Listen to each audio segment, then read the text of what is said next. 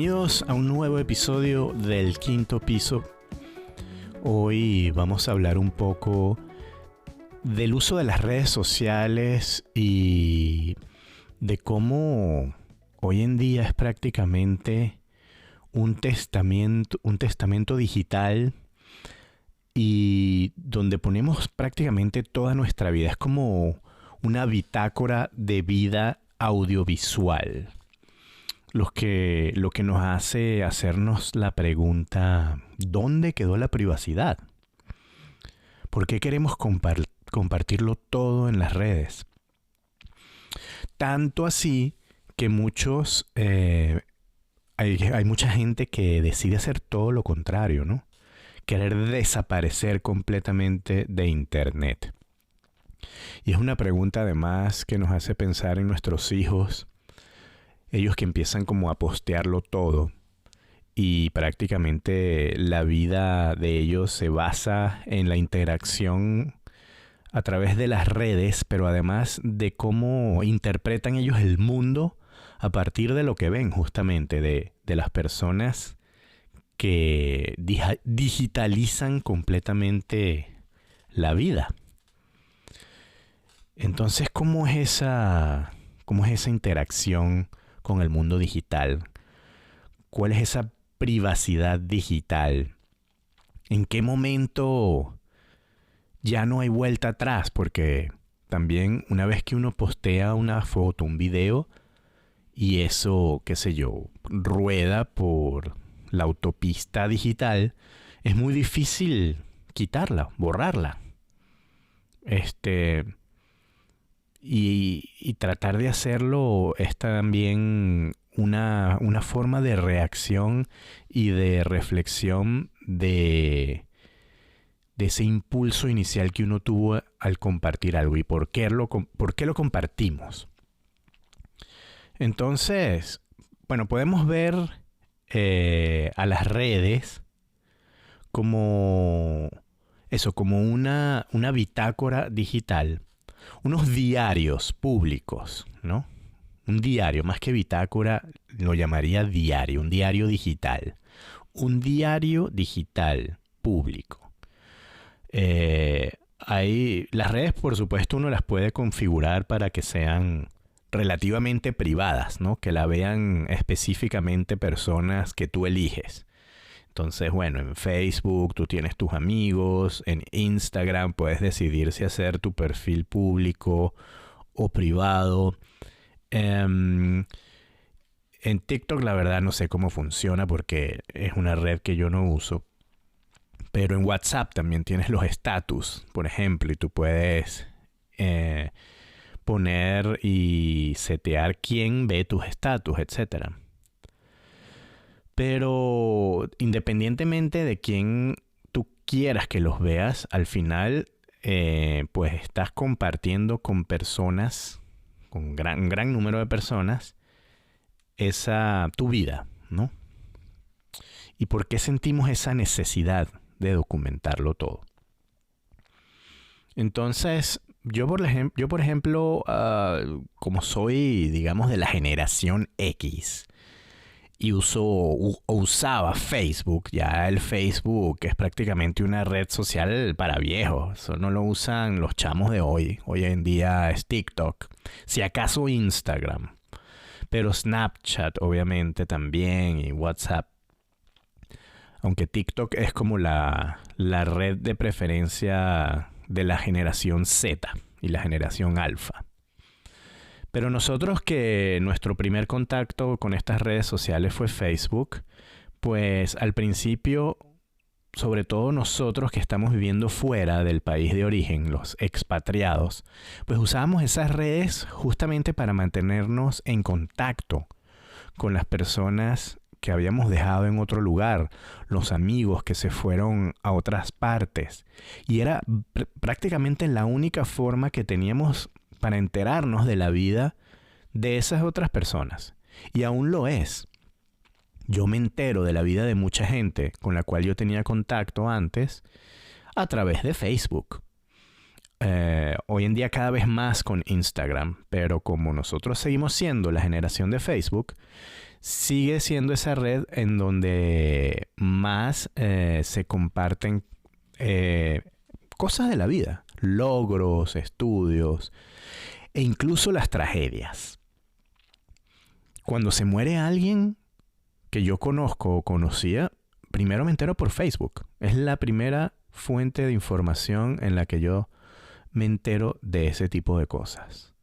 Entonces hasta eso hemos llegado en cuanto a estos diarios públicos. Y cuando nacieron mis hijas, también era la única forma de que mis amigos, mi familia sobre todo, mis padres, pudiesen ver pues a sus nietos. Y poniendo fotos, entonces obviamente teniendo cuidado de poner ese filtro de privacidad para que solamente sean las personas que uno quiere ver, que uno quiere que vean esas fotos, pues sean que las vea. Yo tengo una política muy drástica o muy estricta de que yo no pongo fotos de mis hijas en público en las redes sociales. Por dos razones. Uno, para no someterlas a ningún tipo de escarnio público o de, qué sé yo, y también para protegerles su propia privacidad, porque ellas siendo menores de edad, pues no tienen todavía ni voz ni voto en qué es lo que llega a esas redes, pero cuando sí lo tengan, pues yo prefiero que tengan como un lienzo limpio o lo más limpio posible en las redes para que ellas mismas elijan con su propio criterio qué es lo que quieren que se vea de ellas en las redes. Porque como les digo, una vez que eso está ahí es muy difícil sacarlo y quitarlo. Entonces sí, nosotros tenemos una política de no poner nada de las niñas en las redes.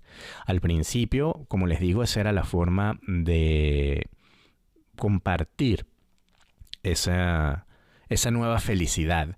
De hecho, incluso no Facebook, sino yo creé como un blog privado en donde entonces poníamos las fotos de los bebés y era a través de ese blog al cual yo simplemente le mandaba el link a personas que a mí me interesaban.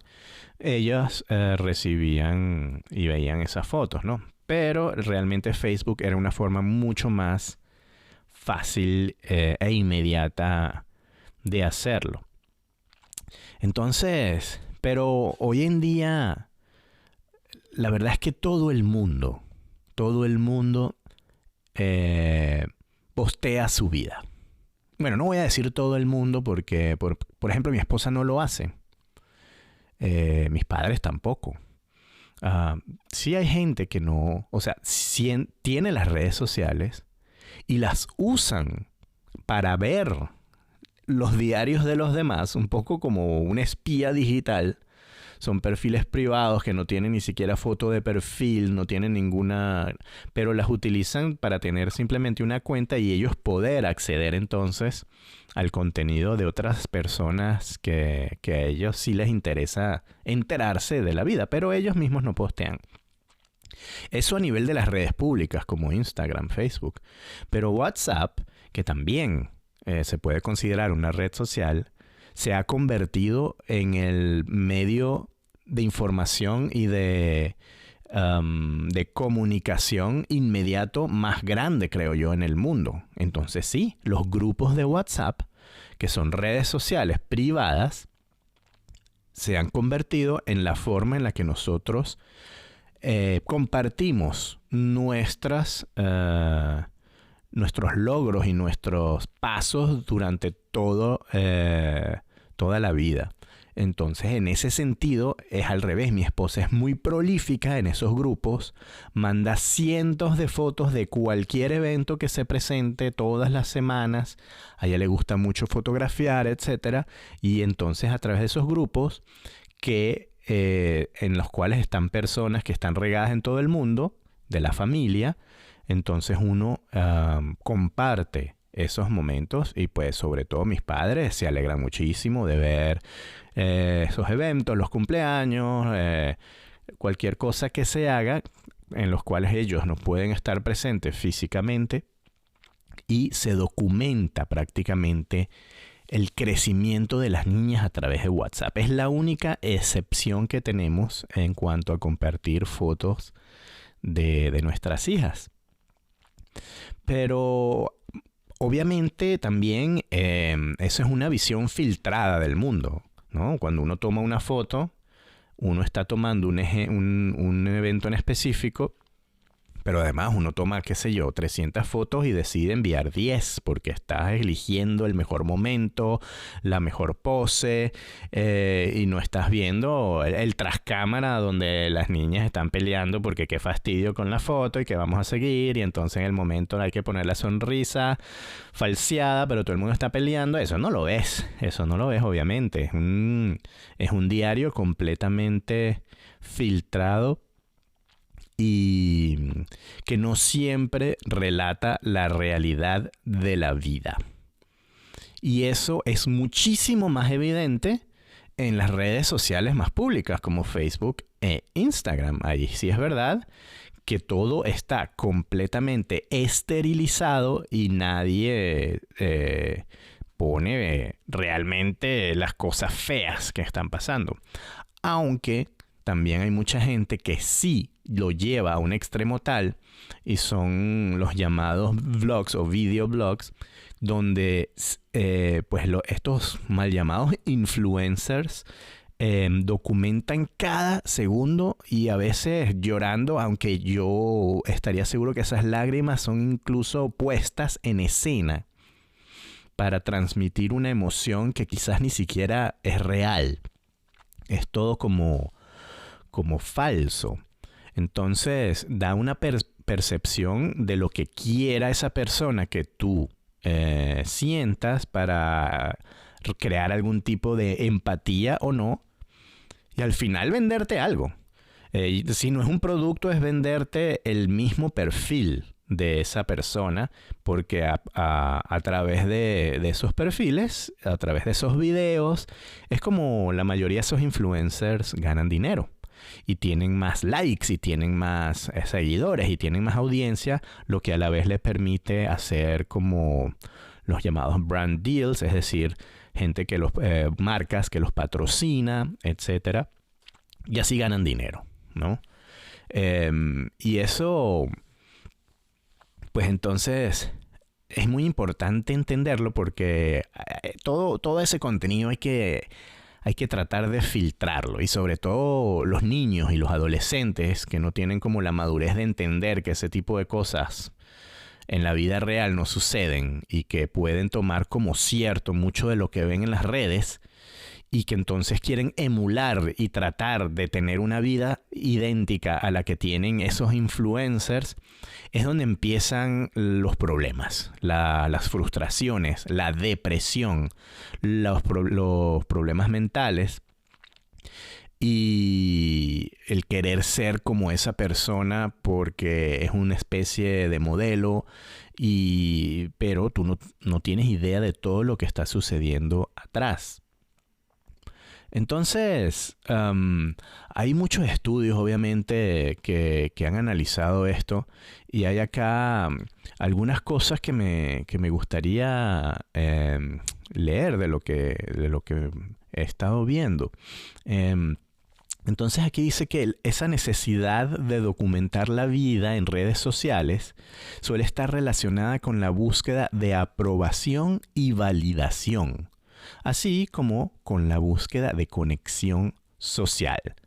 Es decir, uno está metido en una burbuja digital cada vez más solo en los contactos físicos reales, y las redes sociales y postear todo lo que le pasa a uno positivo es esa búsqueda entonces de aprobación, de que la gente te vea, apruebe, te aplauda y diga wow, qué vida tan chévere está teniendo, ¿no?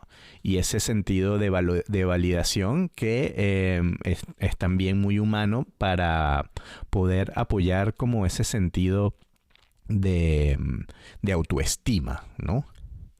Sobre todo las personas muy introvertidas, ¿no? Que les cuesta como justamente la relación social directa con otros humanos, las redes sociales han presentado una forma de buscar esa validación y aprobación que de otra forma no la pudiesen entender, no la pudiesen establecer en sus relaciones reales.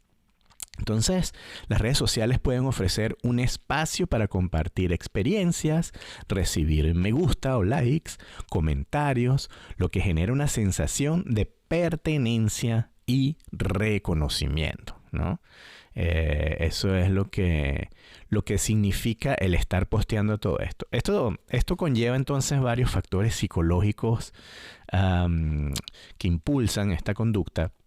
No, lo que hablamos de esa búsqueda de aprobación y validación, pero publicar en exceso puede estar motivado por el deseo de atención y validación externa, buscando ese reconocimiento además inmediato a través de los likes. ¿Cuántas veces uno no ha posteado algo y a los 2 minutos está viendo cuánta gente la vio, cuánta gente le dio like, cuánta gente la comentó, cuántas reacciones tuvo? Porque no, es esa validación de que hice algo que tiene algún tipo de impacto ya sea en mis amigos o incluso en el público general, ¿no? Y entonces eso te crea como una especie de high, de rush de autoestima, ¿no?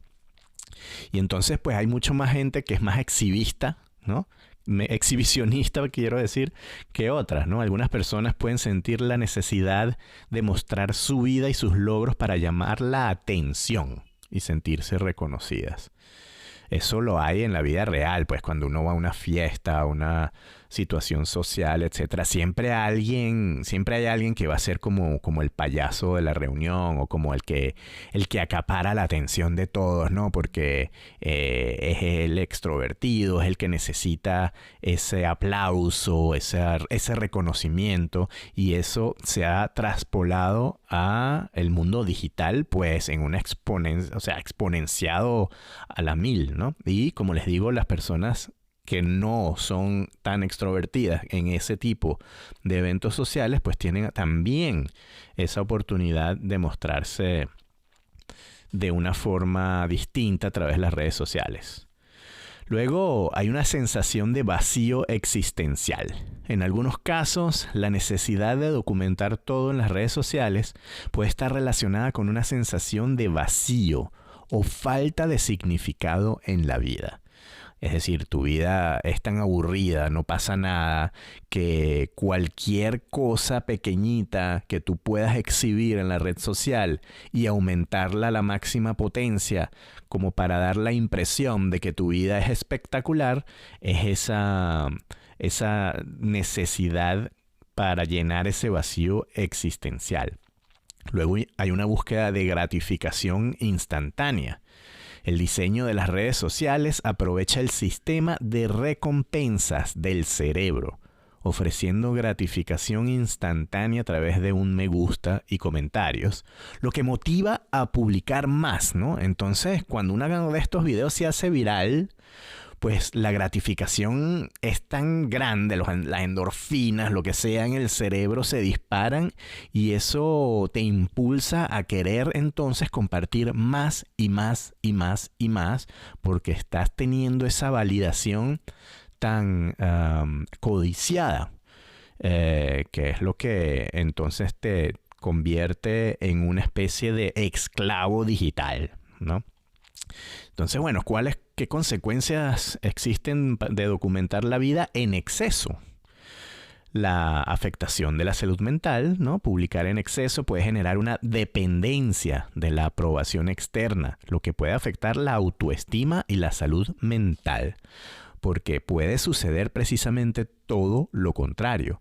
Así como esos likes, esos comentarios, esos me gusta pueden entonces elevar tu autoestima, pues si no los obtienes, porque no sé, no tienes una audiencia tan grande o la foto que publicaste, bueno, no es tan espectacular, lo que sea, y precisamente no hay tanta gente que le guste esa foto, la comente, pues puede ocurrir completamente el efecto contrario y puede generarte una depresión muy fuerte. También hay una pérdida de privacidad, compartir demasiada información personal en las redes sociales puede poner en riesgo la privacidad y la seguridad, que eso es muy importante, sobre todo en cuanto a los niños y los adolescentes, ¿no? Que de repente no tienen la conciencia de que están poniendo una foto de ellos en algún lugar privado, en su casa, en su apartamento o en la calle, donde pueden identificar dónde están, dónde viven, qué hacen, y esas fotos pueden llegar a quién sabe quién, a un público. Eso es un riesgo muy fuerte en cuanto a la seguridad de esa persona, porque cualquier loco, cualquier desquiciado o pervertido puede entonces seguir a tu hijo, saber dónde está, qué es lo que hace, cuáles son sus rutinas. Y como existen así personas benévolas como mi esposa y mi mamá que siguen anónimamente las cuentas de un gentío, existen también los locos y pervertidos que de igual forma anónimamente pues siguen las cuentas de adolescentes, niños, lo que sea, precisamente para, pues no para jugar con ellos precisamente. Así que hay que tener cuidado con eso. Luego hay menos tiempo para disfrutar de la vida real. Esto es algo también muy visible. Dedicar mucho tiempo a la creación de contenido y a la publicación en redes sociales puede disminuir el tiempo dedicado a disfrutar de momentos reales.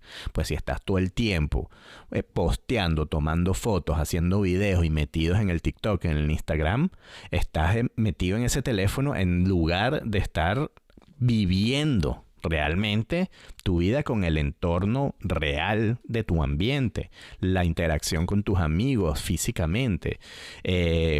¿Cuántas veces no hemos estado en un concierto y lo que estamos es grabando todo el tiempo y al final estamos viendo el concierto a través de la pantalla del celular, o nos estamos perdiendo la canción por estar grabando, tomando la foto, etcétera? Y en vez de estar disfrutando lo que emite ese artista en vivo que está frente a ti, que de otra forma lo ves de todas maneras en las redes sociales, en un video, en YouTube o lo que sea, vas al concierto para verlo físicamente, tener esa experiencia, y de todas maneras lo que estás es metido en el teléfono grabándolo. Eso es muy común verlo hoy en día en los conciertos. Yo he tratado yo mismo de evitar eso, no es muy difícil. Eso forma parte como de esta sensación de querer tener la aprobación y de documentarlo. Pues uno toma fotos, uno toma videos y los pone y dice, wow, este tipo estuvo en el concierto de no sé quién, qué vida se da, ¿no? Eso es parte de esa necesidad que todos la hemos tenido en algún momento.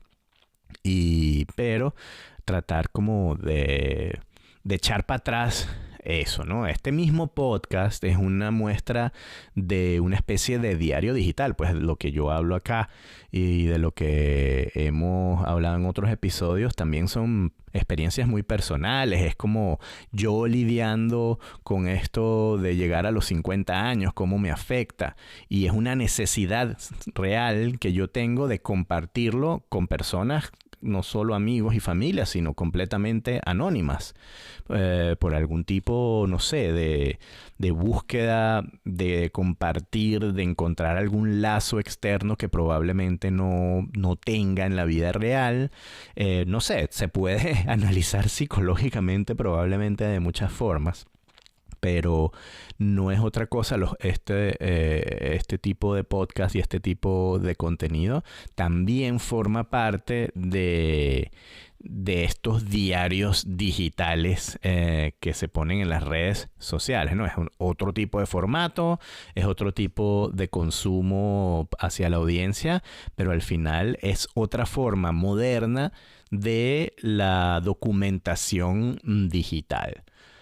Esto a su vez ha llevado a mucha gente a todo lo contrario, ¿no? A no querer postear nada, porque entonces después, además, si se meten en las redes tampoco pueden dejar de mirar y ver, y entonces terminan, borrando las aplicaciones de sus teléfonos, Facebook, Instagram, hacer un detox digital porque sienten precisamente que las redes le están quitando la vida, están quitando esa sensación de estar en el momento, en el aquí y ahora, en relacionarse con el mundo que los rodea, y entonces hay esa necesidad como de desconectarse completamente.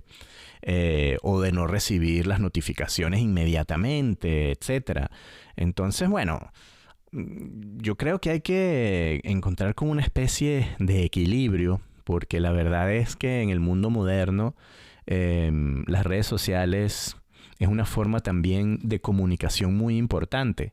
Hoy en día vemos más noticias a través de las redes sociales que en los diarios impresos. De hecho, yo no sé ni cuántos existen ya impresos. Yo tengo años que no tengo algo en la mano para leer a nivel de periódico, de diario. Lo que uno hacía antes. A mí me encantaba los domingos agarrar El Nacional, que era uno de los periódicos que se compraban en la casa, sobre todo en casa de mis abuelos, y yo llegaba ahí y me ponía a ver las páginas de cultura, el cine, las noticias, etcétera.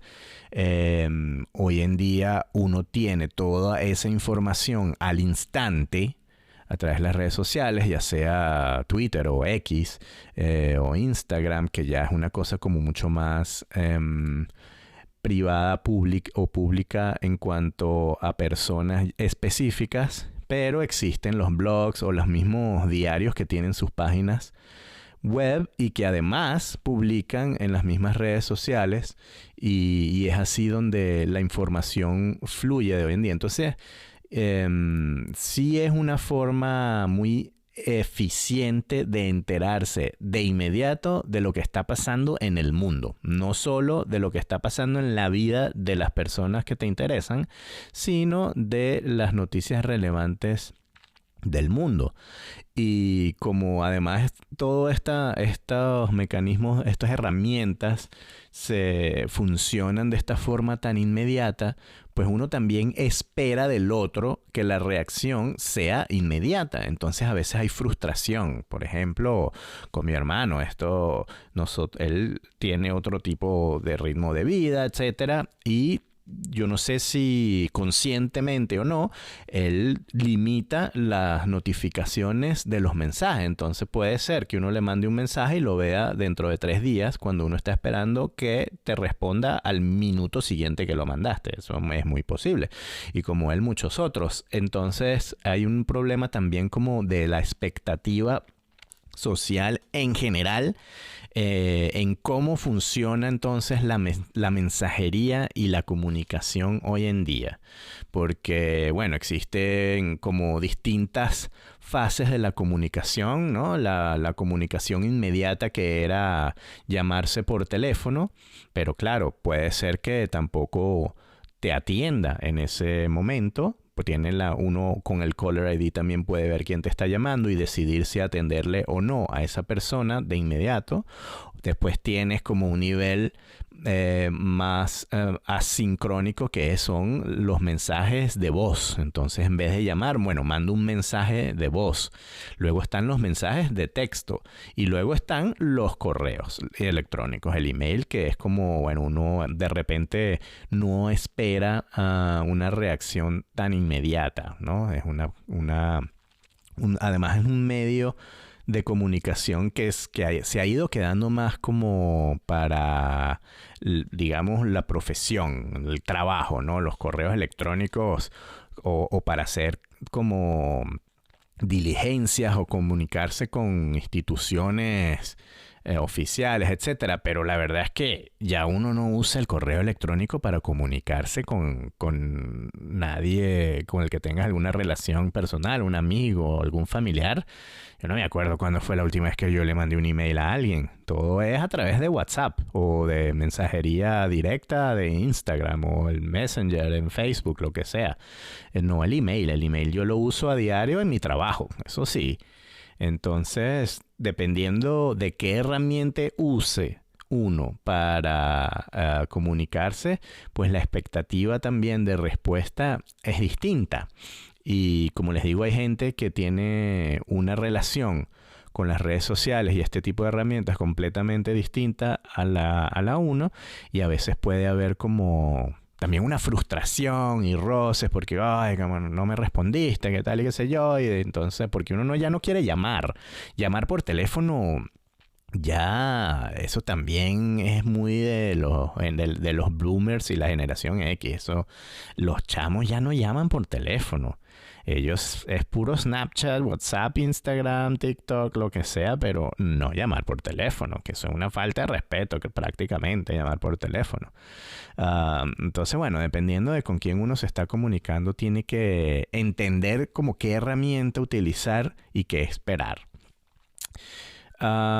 Por eso también entonces mucha gente prefiere regresar al anonimato, tener esos perfiles cerrados o privados como es posible hacerlo en Instagram o en Facebook, o tener un segundo perfil como un perfil abierto, o si tú eras de esos que lo compartía todo y tienes un perfil ya saturado, a lo mejor tienes un segundo perfil en donde empiezas a ser un poco más recatado y empiezas a no postear tanto y pues lo usas para ver a otra gente, para que sin que sepan que eres tú, y no posteas nada. Entonces eso también ahora puede verse como un lujo en la era digital. Esa privacidad al final es un lujo en esa era digital, pero realmente es posible desaparecer de Internet completamente en el mundo moderno. Muy difícil, muy difícil. Así que es una cosa que tenemos que, como que cada quien tiene que introspeccionar, se dirá así, como entender cuál es el uso que le quiere dar las redes sociales, qué influencia puede tener en su salud mental, cómo quieren interactuar o cómo quieren que sus hijos interactúen con esa red social, porque obviamente si tus hijos ven que tú eres una diva digital y lo posteas todo y tienes una story para cada paso que das en tu vida, pues tus hijos van a querer ser lo mismo, ¿no? Ellos aprenden también por lo que ven de sus padres. Así que, y bueno, y eso, ¿qué mostramos? ¿Qué vivimos? Estar en el momento, digitalizarlo todo. Porque una cosa sí es cierta, la documentación de la vida también permite revivir esos momentos. Y por lo menos hay un director que a mí me gusta mucho, Robert Rodríguez, que él dice que recordar es vivir. Entonces, él es uno de los que incluso desde antes las redes sociales, pues lo grababa todo con su camarita de 8 milímetros o sus cámaras de video, etcétera.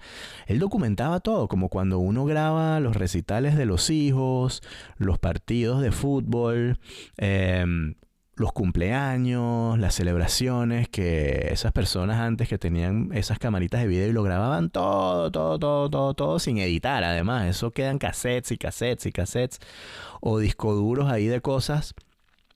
Y entonces después uno, no sé, 10, 15, 20 años o cuando los hijos crecen, se ponen a ver ese material y están como reviviendo, recordando momentos. Hay como una especie de memoria sensorial o memoria emotiva que esos momentos despiertan y nosotros lo vivimos. Esa es una de las razones por la cual mi esposa también hace tantas fotos.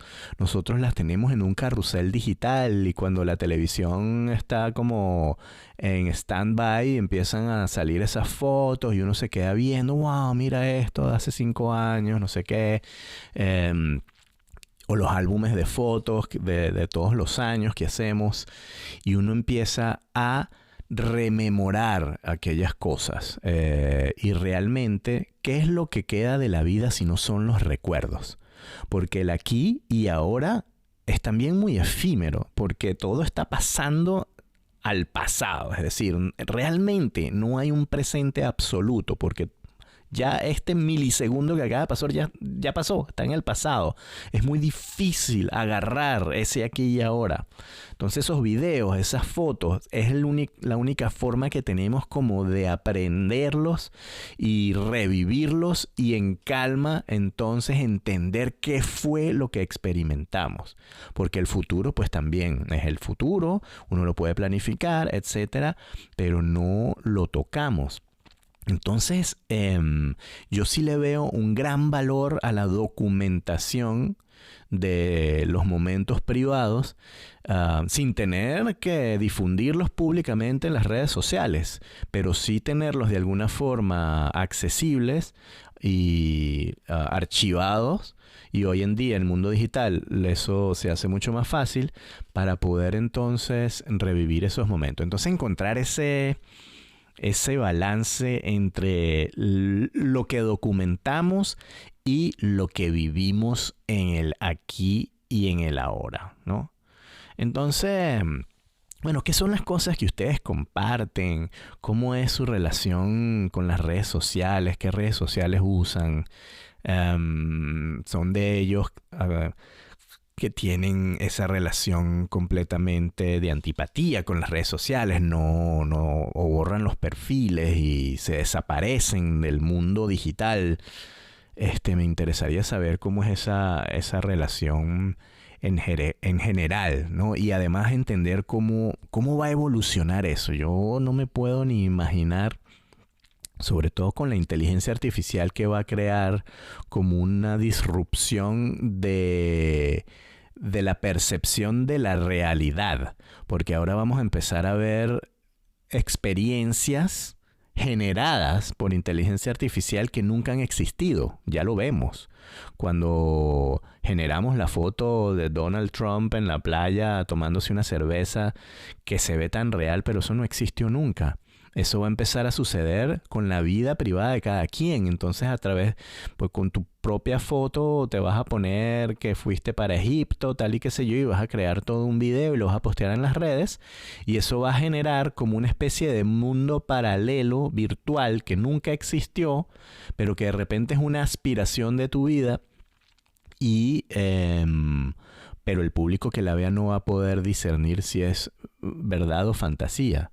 Eso va a generar otro nivel, otra capa de relación con las redes sociales y la vida, que va a estar muy, muy complicada, y me imagino que va a generar otra cantidad de tipos de problemas mentales, sobre todo para la gente que inescrupulosamente usa estas herramientas para eso, para crear sosiego y para disrumpir, perdón.